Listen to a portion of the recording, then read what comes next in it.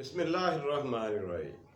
नाजरीन, आज हफ्ता का दिन है 30 मार्च 2024। सुबह का वक्त खूबसूरत सुबह है। सो गुड मॉर्निंग, सुबह खैर, अस्सलाम वालेकुम एवरीबॉडी। कैसे आप सब लोग? अल्लाह सुबहाना व तआला से दुआ है कि आप जहाँ भी हो अपने अहले खाना, अजीज़ो कारब और अहलो याल के साथ खुश हो, खुर्रम भी हो और महफूज भी। आमीन सुम्मा आमीन।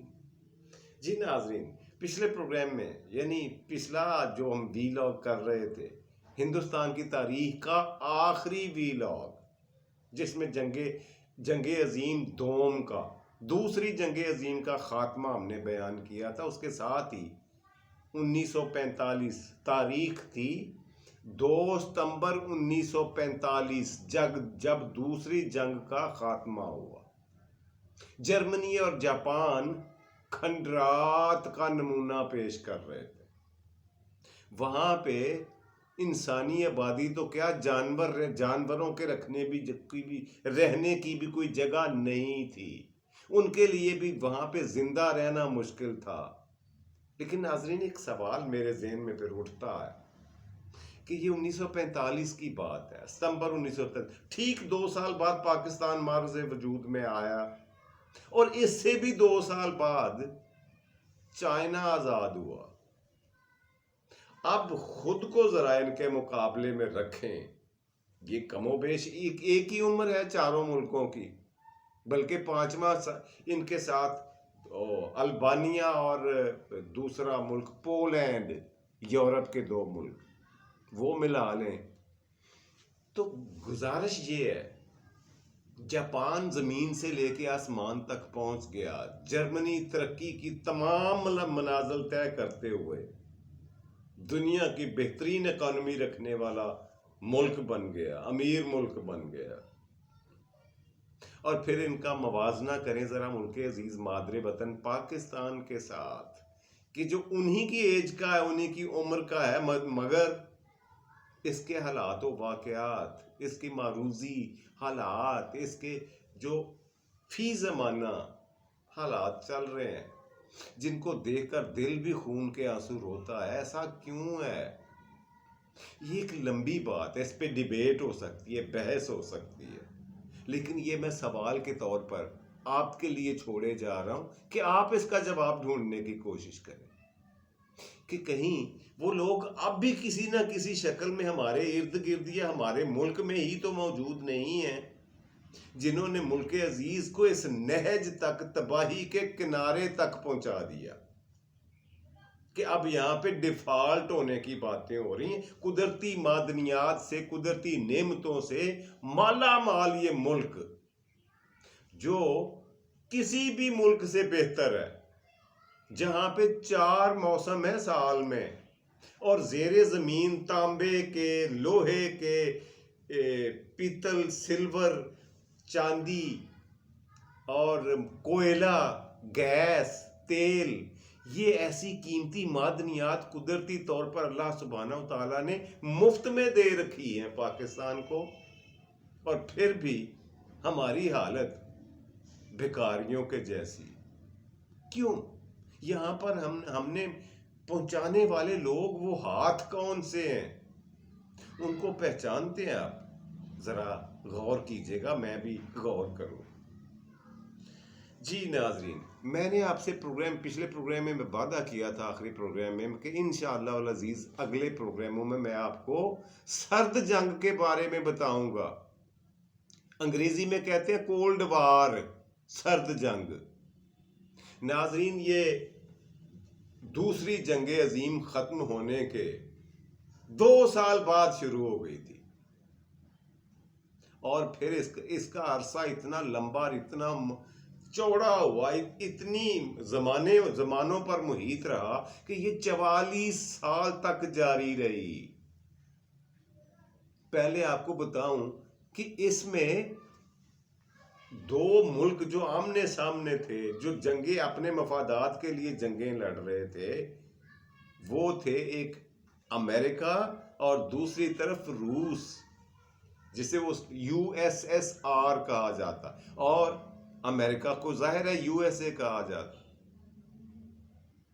अब 2 सितंबर 1945 को ये जंग खत्म करने के बाद, हालांकि उस जंग में ये दोनों मुल्क आपसी इत्तेहादी थे, लेकिन नाजरीन ये इत्तेहाद भी वक्ती था, जरूरत के तहत था, अपनी अपनी मजबूरियों के तहत था, अपनी अपनी जरूरियात के मुताबिक था। जैसे ही जंग खत्म हुई, वो इत्तेहाद हुआ हवा में, उड़ गया और फिर से वापस अपने अपने हसारों में आ गए दोनों मुल्क। अब पूरी दुनिया में जर्मनी और जापान के खात्मे के बाद सिर्फ ये दो ही पावर्स बची थीं। इन्हीं को दो सुपर पावर्स कहा जा सकता है। दुनिया के दो ताकतवर तरीन मुल्क, हर लिहाज से, माली लिहाज से, माशी लिहाज से, माशरती लिहाज से और जंगी लिहाज से। दुनिया के दो चौधरी थे और जो इनके दरमियान फिर जंग हुई 44 साल तक रहने वाली, वो भी बेसिकली इन दोनों के दरमियान लड़ेगी बुनियादी तौर पर। और हैरानी की बात बताऊं, किसी भी मकाम पर, किसी भी मौके पर इन दो मुल्कों की फौजें आमने सामने कभी लड़ने के लिए मैदान जंग में नहीं उतरी। इसलिए इसको कोल्ड वार का नाम दिया जाता है, सर्द जंग। इस जंग को ये खुद तो नहीं उतरे, लेकिन मुख्तलिफ मुल्कों को, जैसे चौधराहट की लड़ाई थी, किसी पिंड में दो चौधरी हो तो वो अपनी अपनी बर्तरी दिखाने के लिए छोटे छोटे ग्रोहों को, ग्रुपों को, अफराद को आपस में लड़ाकर एक की इमदाद एक चौधरी करता है, दूसरे की दूसरा चौधरी करता है, और यूं लड़ता कोई और है, मरता कोई और है, लेकिन चौधराहट इन दोनों की कायम रहती है।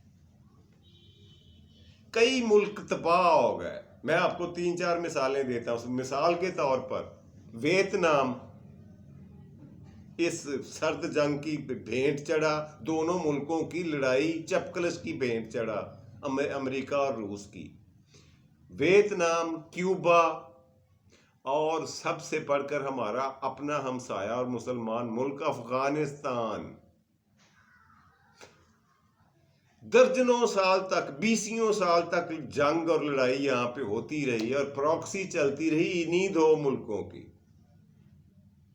कई इंसान लुकमा अजल बन गए, मर गए, सफाए हस्ती से मिट गए, मगर इनकी टक्कर आपस में खत्म ना हुई। बेसिकली कहा जाता है कि इनकी जो मुखालफत थी वो नजरियात की थी। दोनों अपने अपने मुल्कों में अपने अपने जेरे असर, जेरे कब्जा रियासतों में अपने नजरिए को फरोग। अच्छा, नजरिया क्या होता है नाजरीन? हर कौम का, हर मुल्क का, हर माशरे का एक रहन सहन का तरीका होता है जिस पर वो सख्ती से अमल दरामद करते हैं। उसे आइन का हिस्सा समझते हैं, उसे कानून समझते हैं, उस पर अमल दरामद करते हुए जिंदगी गुजारते हैं, आगे बढ़ते हैं। अब जो दुनिया में शुरू से लेके अब तक नजरियात चलते आए हैं कौमों के, 4000 साल पहले देखें, जब लोग कबाइल में रहते थे, कबीलों की शक्ल में, उस वक्त भी थे। लेकिन आजकल जो में बहुत सारे नजरियात हैं, लेकिन 4 मेन हैं, मेजर हैं, बड़े नजरियात हैं, आइडियालॉजीज हैं। कौन कौन सी? Number 1 communism, number 2 socialism, number 3 liberalism और नंबर 4 कैपिटलिज्म। ये मैं आपको लिख के भी मैंने रखे हुए हैं आपको दिखाने के लिए, ताकि आपको आसानी से समझ आ जाए क्या क्या रहा हो। ये देखें, सबसे पहले कम्युनिज्म लिखा हुआ है मैंने, दूसरे नंबर पे सोशलिज्म, तीसरे नंबर पे लिबरलिज्म और चौथे नंबर पे कैपिटलिज्म। हमने इन चारों नजरियात की बात नहीं करनी, सिर्फ पहले और चौथे की करनी है। क्यों? कि यही वो नजरियात थे जिनका टकराव हुआ, जिसका बायस बनी सर्द वार, कोल्ड वार 44 साल तक। ये 1947 में शुरू हुई और 1991 में खत्म हुई जंग।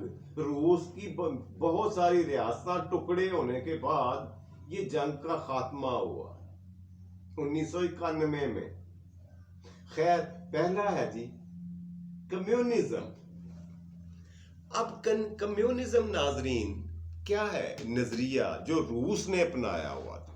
रूस ने पहला काम तो जंगे दोम से, दूसरी जंगे अजीम से फारिग होने के बाद ये किया कि अपने कुर्बो जवार के मजीद इलाके अपने साथ मिलाने के बाद वहां पे अपना वही नजरिया थोपा, राइज किया, जिस पे वो खुद सख्ती पे से सदियों से कारआमद था, और वो था कम्युनिज्म। अब कम्युनिज्म क्या था, इस पे बात करें। इसकी मैं आपको, वैसे तो ये 44 साल तक चलने वाली ये जंग थी, लेकिन मैं आपको इसकी तफसीलात में लेकर नहीं जाऊंगा, आप बोरियत का शिकार ना हो जाएं। लेकिन आपको मालूमात देने के लिए, मुख्तसर आपके नॉलेज में इजाफा करने के लिए थोड़ा बहुत इख्तिसार के साथ इनके बारे में बताकर 4-5 किस्तों में इसका खात्मा कर देंगे सरदवार का, और उसके बाद बात करेंगे सल्तनत उस्मानिया की। कुछ किस्तों तक वो चलेगी, फिर आगे देखेंगे क्या करना है, सुबह के प्रोग्राम में आगे मजीद क्या करना है। जी, कम्युनिज्म क्या था नाजरीन? कोई जानता है, कोई बता सकता है? अब भी दुनिया में इसका वजूद है, रूस में देख लें, यही राइज है, तरीका है जिंदगी। कम्युनिज्म एक ऐसा नजरिया था, और अब भी है, जो कबाइल से लिया गया था, कबीलों के दौर से। कबाइल में ये तरीकाकार हुआ करता था। जब हम सदियों बल्कि हजारों साल पहले जाएं ना, हिंदुस्तान की तारीख में आपको बता चुका हूं, तो कबीलों की शक्ल में लोग यहां भी रहते थे हिंदुस्तान में।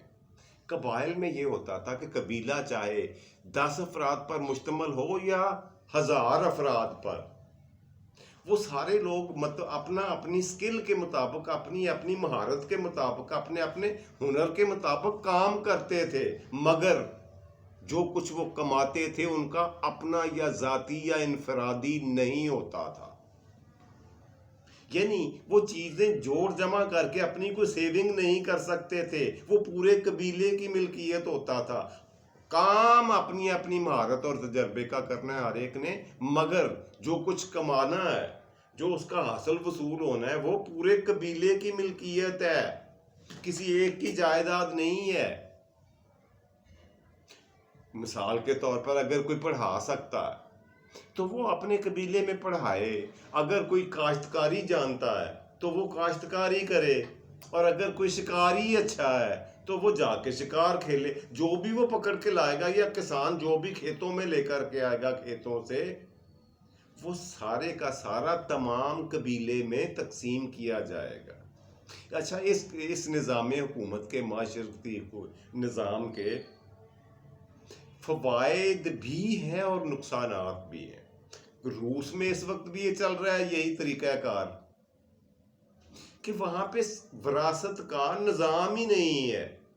ये जागीरदारी, सरमायादारी, मिलों के मालक, मरब्बों के मालक कुछ भी नहीं है। हर बंदा, मुल्क का हर शहरी मालक है पूरे मुल्क का। कोई भी चीज, कोई भी जगह, कोई भी रकबा उसका विरासती नहीं है, उसकी जाती मिल्कियत नहीं है, वो पूरे मुल्क की है। और मुल्क की ये जिम्मेदारी है, रियासत की ये जिम्मेदारी है कि वो बुनियादी 5 जरूरियात जो है वो हर शहरी के दरवाजे तक पहुंचाए। कौन कौन सी? नंबर 1 रोटी यानी खुराक, नंबर 2 कपड़ा, नंबर 3 रहायशगाह, नंबर 4 सेहत यानी इलाज मुआवजे की सहूलत, और नंबर 5 तालीम। ये पांचों चीजें मुहैया करना, दस्तयाब करना, हर एक की पहुंच में रखना हुकूमत का, रियासत का काम है। इसके बदले में सारा मुल्क काम करेगा अपनी अपनी स्किल के मुताबिक, और जो कुछ कमाएगा वो सारे मुल्क का होगा। इससे सबसे बड़ा फायदा जो मुझे नजर आया इस निज़ाम से, निज़ाम हुकूमत से, वो ये कि इसमें तबकात नहीं होते, इसमें अमीरी गरीबी का कोई कॉन्सेप्ट, कोई तसव्वुर ही नहीं होता। कि वो अमीर है, ये गरीब है, रंग कोई भी हो, नस्ल कोई भी हो, मजहब कोई भी हो, किसी भी बुनियाद पर कोई ये नहीं कह सकता कि मैं फौकियत रखता हूं, मैं बड़ा हूं दूसरे से। चाहे किसी के पास जितने पे कोई अपने पास गाड़ी रख के ये नहीं कह सकता कि ये गाड़ी सिर्फ मेरी है, वो पूरे मुल्क की है। कोई ये नहीं कह सकता कि ये प्लाट मेरा जाती है, नहीं हो सकता। कुछ समझ आई कम्युनिज्म है क्या? ये कबीलों से लिया गया तर्ज जिंदगी है, तर्ज हयात है, माशरती तौर पर माशरे इस पे चलते रहे और अब इसको अडॉप्ट कर लिया था पिछले काफी अरसे से रूस ने। और वो चाहता था कि मेरी ये आइडियालॉजी, मेरा ये नजरिया ज्यादा से ज्यादा मुल्क अपनाए, मेरे साथ मिलें, इससे दुनिया तरक्की करेगी, अवाम काम करेंगे और स्टेट मजबूत होगी, अमीर होगी। इसलिए कि सारी जिम्मेदारियां उसके पास हैं, दिफा की भी, खुराक की भी, लिबास की भी, तालीम की भी, सेहत की भी, इलाज मालजे की भी, सारी जिम्मेदारियां उसके पास हैं। तो कमाई भी उसी को मिलनी चाहिए और अवाम पे बोझ भी नहीं पड़ना चाहिए। और विरासत नाम का कोई तसव्वुर नहीं होता कि ये मेरे बाद मेरे अगली नस्ल को मेरी पैली या मेरा मकान शिफ्ट होगा, ऐसा है ही नहीं। बस सारे लोग काम करेंगे अपनी स्किल के मुताबिक, जो उन्हें आता है। जो बूढ़ा है जाहिर है वो अपने जितना उसका जिस्म इजाजत देता है वो उतना काम करेगा और जो उसे काम आता है वो करेगा। जो जवान है, तनावर, ताकतवर है, वो मेहनत मजदूरी करेगा, लेबर करेगा, काम करेगा, लेकिन सिर्फ उतना उसे दिया जाता है जितनी उसकी जरूरियात है। इसके खिलाफ, इस नजरिए के खिलाफ खुद रूस में कई दफा बगावतें फूटी हैं। तारीख बताती है कि बहुत सारे ग्रोहों ने, बहुत सारे ग्रुपों ने, पार्टियों ने इसके खिलाफ आवाज उठाई। क्यों उठाई? बुनियादी नुक्ता ये उन्होंने समझाने की कोशिश की मुखालफीन ने कि देखो, एक बंदा 2 घंटे दिन में काम करता है, उसको भी यही चीजें, खाना पीना और मकान ही मिलना है, और दूसरा वो जो दिन में 8 घंटे काम करता है, उसको भी वही मिलना है। एक ने कहा जी मैं तो इतना बड़ा पढ़ा लिखा इंजीनियर टाइप का आदमी हूं और मुझे भी वही कुछ मिलता है और जो मजदूर है उसे भी वही कुछ मिलता है। अच्छा, इस नजरिए को, इस बात को, इस तसव्वुर को कई लोगों ने अपनाने की कोशिश की, फिर सख्ती के साथ। स्टालियन ने 1933 में, स्टालियन रूस का सरबराह बना था, ये नोट फरमा लें। ये दूसरी जंग अजीम में इसने कमांड की थी। स्टालियन ने सारी जंग लड़ी थी और अब जंग अजीम दूसरी खत्म होने के बाद भी ये रूस का सरबराह था स्टालियन जी। इसने कहा कि मुल्क में सवाए एक पार्टी के दूसरी कोई 3, 4, 5, 6 सियासी पार्टियां होनी ही नहीं चाहिए। इससे भी पहले आने वाले हुक्मरानों ने यह फैसला कर लिया था। फिर क्या हुआ कि जो भी पार्टी सर उठाती उसको दबा दिया जाता, उसको, उसका कला कमा उसको खत्म कर दिया जाता। इवन जो लोग हुकूमत के खिलाफ बात करते, सोशलिज्म, ये कम्युनिज्म के खिलाफ बात करते, उनको भी उठाकर या तो जेलों में डाल दिया जाता या फिर मुल्क बदर कर दिया जाता।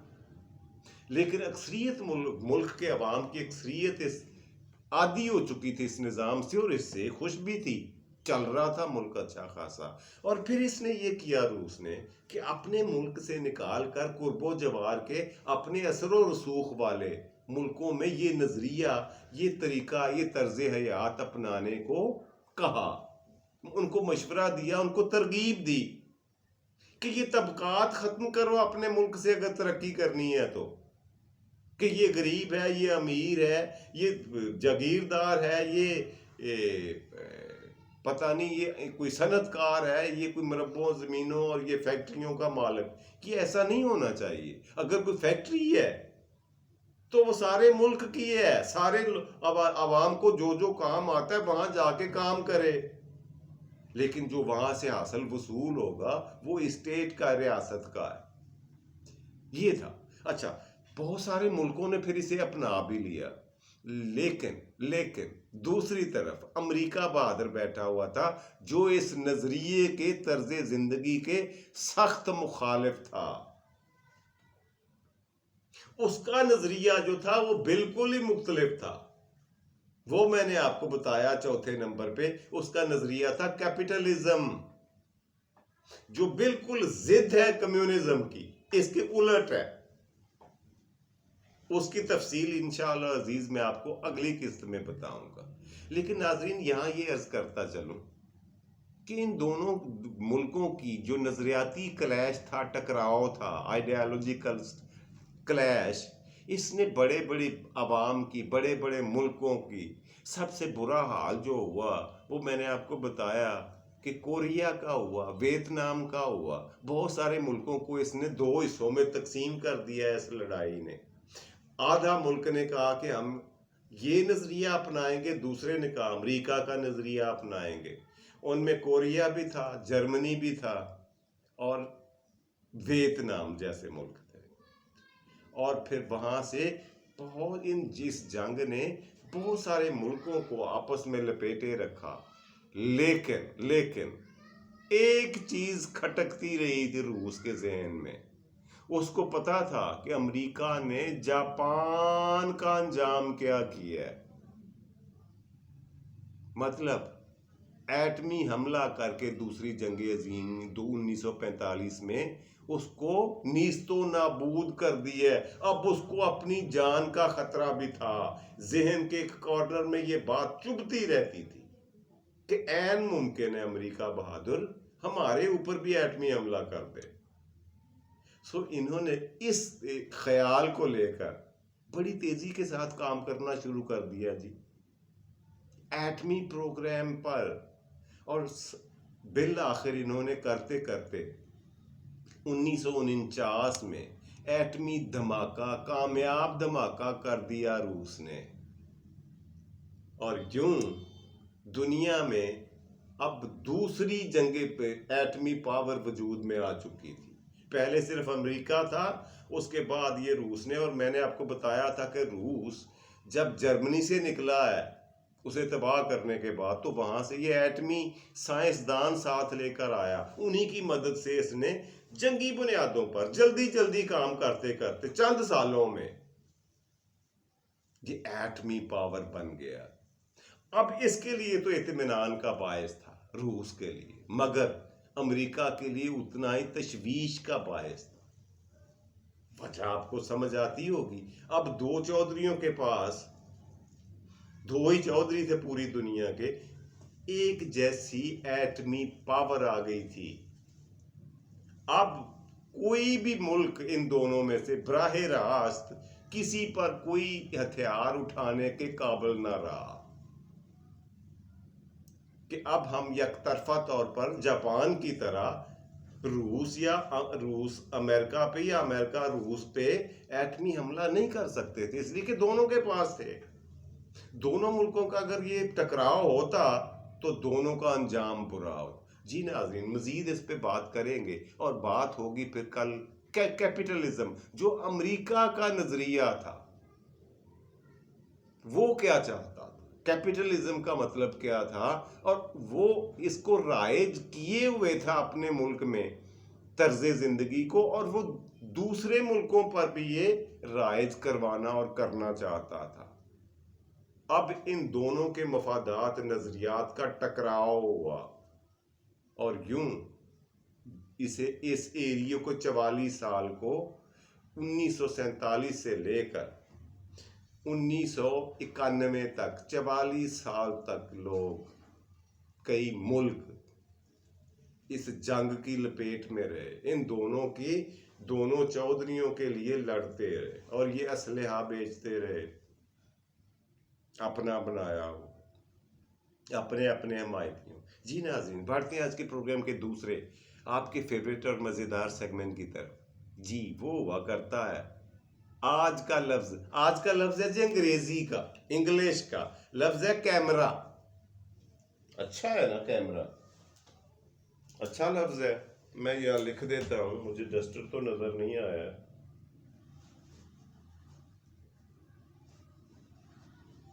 ये सबसे नीचे मैंने लिख दिया, ये देख लें। कैमरा, कैमरा, आप सारे लोग इस लफ्ज से वाकिफ हैं।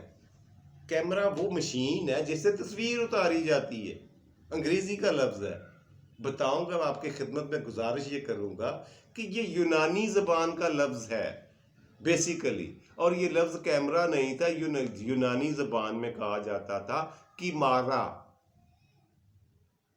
और किमारा का मतलब पता क्या होता था यूनानी जबान में? घर के अंदर वो कमरा जो चौकोर हो, जिसकी चारों दीवारें बराबर हो, उसे किमारा कहा जाता। इसीलिए इसको किमारा की बजाय कैमरा कहना शुरू कर दिया। इसलिए कहना शुरू कर दिया गया कि जब ये इजाद हुआ, अगर आप पुराने ज़माने की फुटेजेस देखें कैमरे की, तो इतना बड़े साइज का और बिल्कुल लकड़ी का बना हुआ और कमरे की शक्ल का एक मशीन हुआ करती थी शुरू में, इसलिए इसको कैमरा का, किमारा का बिगड़ी हुई शक्ल कैमरा कहा जाने लगा इंग्लिश में। और यही लफ्ज जब उर्दू में आया किमारा, तो ये बन गया कमरा, यानी मकान। आप खुश होंगे कि एक नई और बेहतरीन लफ्ज आपको सीखने के लिए मिला। जी नाज़रीन, बढ़ते हैं आज के प्रोग्राम के आखिरी आपके फेवरेट और मज़ेदार सेगमेंट की तरफ। आज की बात, जी आज की बात आपकी खिदमत में पेश करता हूँ। बात ये है साईं कि बाज़ औक़ात आपने भी महसूस किया होगा, ऐसा होता है कि कुछ ऐसी बातें भी होती हैं दुनिया में जो किसी से कहना, किसी को ताकीद करना या किसी को तसल्ली देते हुए कहना कि ये कर लो, ये कर लो, वो कर लो, कई बातें कहने की हद तक बड़ा आसान होती हैं, मगर जब उन पे अमल करने की बारी आए ना, तो फिर पता चलता है कि ये काम कितना मुश्किल है ना।